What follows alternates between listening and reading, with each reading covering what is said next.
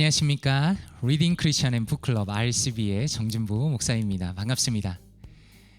오늘은 놀라운 하나님의 은혜 필립리안서의 책에 대해서 한 챕터를 살펴보고 또 함께 내용을 나눠 보려고 합니다. 오늘 함께 살펴볼 내용은 그 제목이 7번째 챕터 비본성적 행위입니다. 비본성적 행위.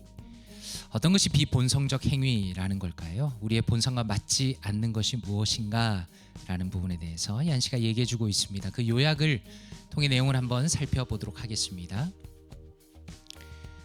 가정이나 국가나 기관 할 것 없이 비은혜라는 것은 상호 적대의 원인이 된다 이렇게 말합니다. 어떤 조직이나 단체의 규모나 종류와 상관없이 은혜가 없는 비은혜라는 것이 그 안에서 서로 간에 서로를 적대하는 그런 결과를 가지고 온다는 것입니다. 안타깝게도 그것이 우리 인간의 본성이라는 것입니다. 비은혜, 은혜를 베풀지 않는 것이 바로 인간의 본성이라는 것이죠. 비은혜는 어떻습니까? 모녀 간에, 부자 간에, 형제 간에, 학자 간에, 죄수 간에, 인종 간에 모든 사람들 사이에 틈을 벌려놓는 것입니다. 그리고 이 틈은 그냥 두면 점점 넓어진다 이렇게 말합니다. 그렇게 생기는 이 비은혜의 그 간극 사이의 처방은 오직 하나, 용서라는 아주 가느다란 밧줄 뿐이다 라고 말합니다. 용서는 어떻습니까? 비은혜로 살아가는 우리에게 본성적으로 맞지 않는 비본성적 행위이다 라고 말합니다. 예를 들어서 요셉의 용서는 어떻습니까? 요셉이 선뜻 형들을 용서하지 못한 것은 아직도 그 상처가 너무나 아팠기 때문입니다. 그리고 용서하기 위해서 크게 우는 장면이 등장하는데 바로 그것이 그만큼 그에게 있어서 본성적으로 맞지 않았다는 것을 보여준다는 것입니다. 용서란 것은 심지어 받을 때에도 떨떠름합니다. 예를 들어서 내가 잘못을 했습니다. 그렇다면 내가 용서를 구하면서 용서를 받기보다는 차라리 뭔가 갚을 만한 행동을 해서 내 힘으로 피해자의 마음을 사려고 한다는 것이죠. 자기 행동을 합리화합니다. 사람들은. 그리고 집안 싸움을 대물림합니다. 자신을 벌합니다. 남들을 벌합니다. 이 모든 행동을 하는 이유는 용서라는 어떤 의미에서 인간의 그 본성과 가장 맞지 않는 비본성적인 행위를 외면하고 싶어서 용서를 하느니 용서를 받느니 차라리 싸우고 남을 벌하고 자신을 합리화하는 것이 더 낫다고 생각하기 때문에 사람들은 이렇게 행동한다라는 것입니다. 현대인들이든 과거의 사람들이든 어떻습니까?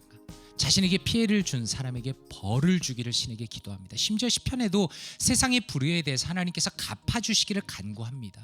그러나 예수님은 충격적인 반전을 가져오시는데 우리가 우리에게 죄 지은 자를 사하여 준 것 같이 우리 죄를 사하여 주옵시고 라고 기도하도록 가르치셨습니다.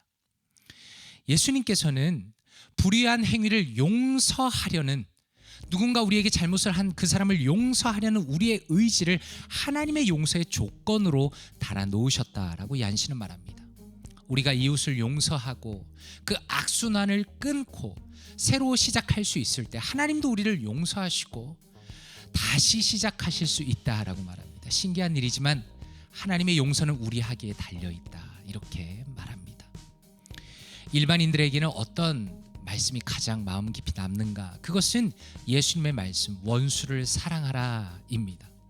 그런데 칸트는 완전히 반대편 이야기를 했죠. 용서란 자격 있는 사람만이 받을 수 있는 것이다 이렇게 말했습니다. 그러나 용서라는 단어 자체에는 주다라는 말이 들어있다고 얀시는 말합니다.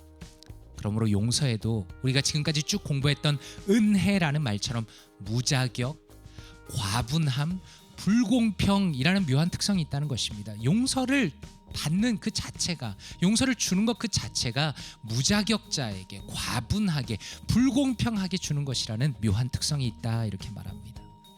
그렇다면 하나님께서는 왜 우리에게 타고난 우리의 본성에 어긋나는 비본성적인 행위를 요구하는 것일까요?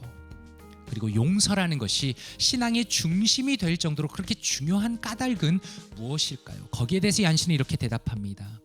하나님이 우리에게 용서를 명하시는 이유는 하나님이 그런 분이기 때문에 그렇습니다.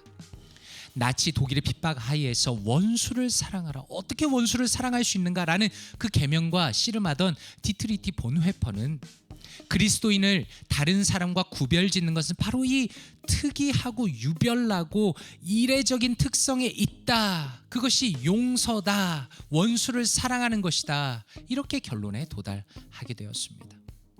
하나님이 우리에게 빚을 먼저 탕감해 주셨죠. 그래서 그냥 우리가 그것을 따르는 것입니다. 먼저 용서받은 경험이 있어야 남을 용서할 수 있는 것입니다.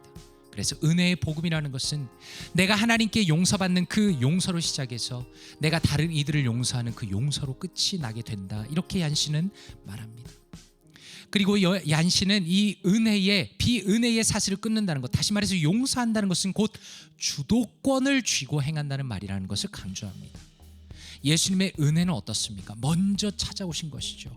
우리를 향해서 주도권을 쥐시고 용서하시는 그 행하시는 하나님이 계신다. 이렇게 말합니다.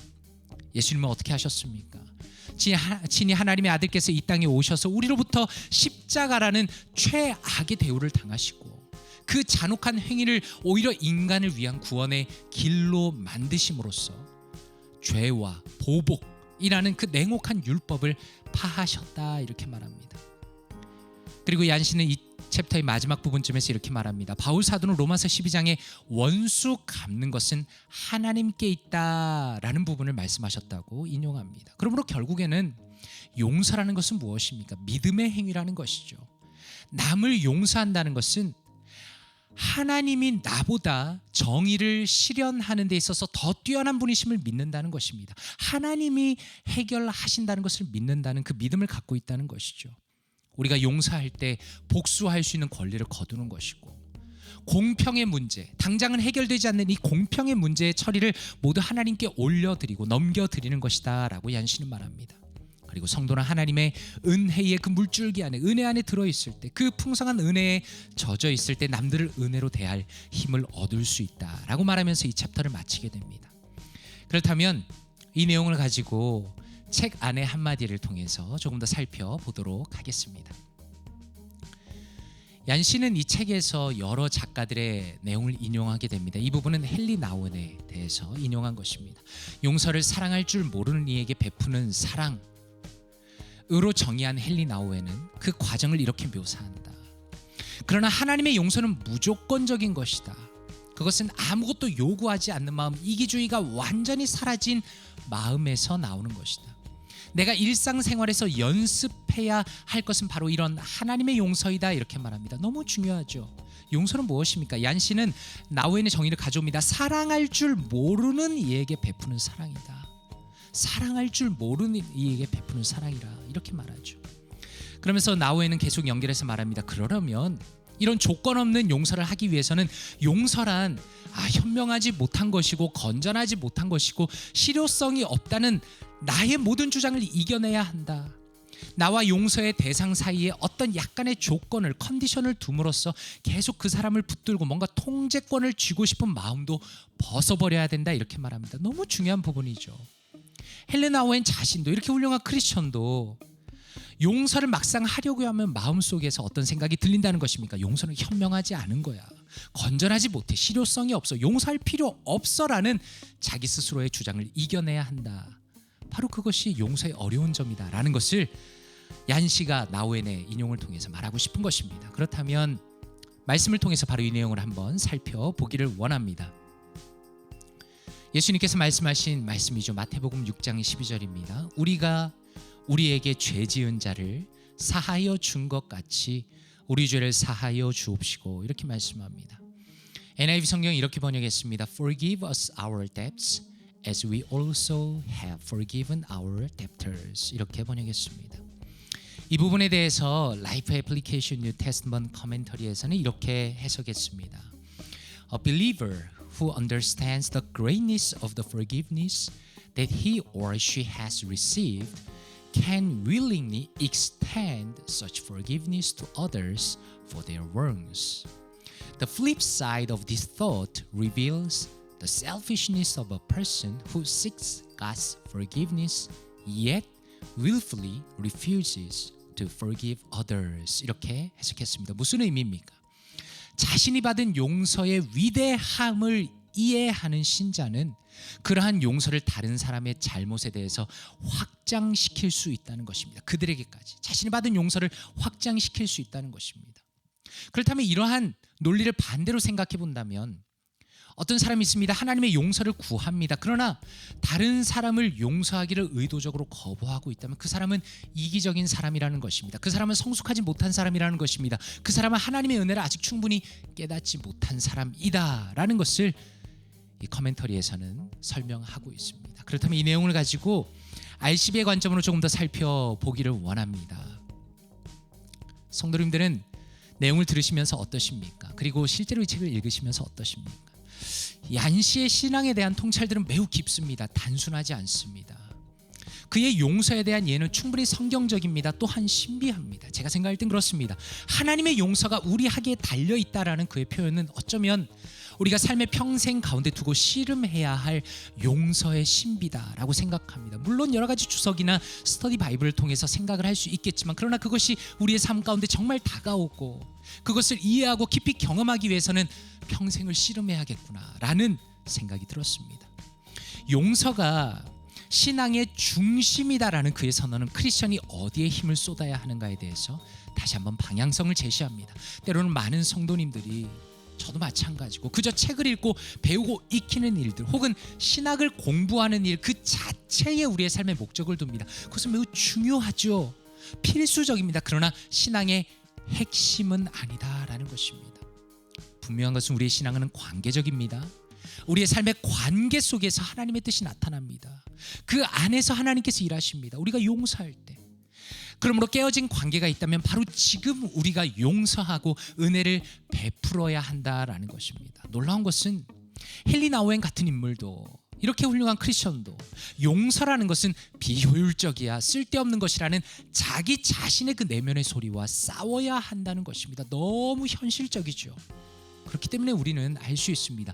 누구에게나 용서는 쉽지 않습니다. 용서는 비본성적인 것입니다. 나의 본성과 맞지 않습니다. 용서는 외면하고 싶은 것입니다. 그렇기 때문에 용서를 도전하는 것조차 쉽지가 않죠. 그러나 우리가 이미 말씀을 통해서 살펴본 것처럼 우리가 입은 하나님의 은혜를 그 하나님의 은혜를 늘 묵상하고 감격하고 그것에 힘 입어서 이제 드디어 용서할 때에 우리는 그동안에 어쩌면 이론으로만 배워왔던 참된 신앙의 영역 속으로 들어가게 될 것이다 라는 부분이 바로 RCB의 관점입니다.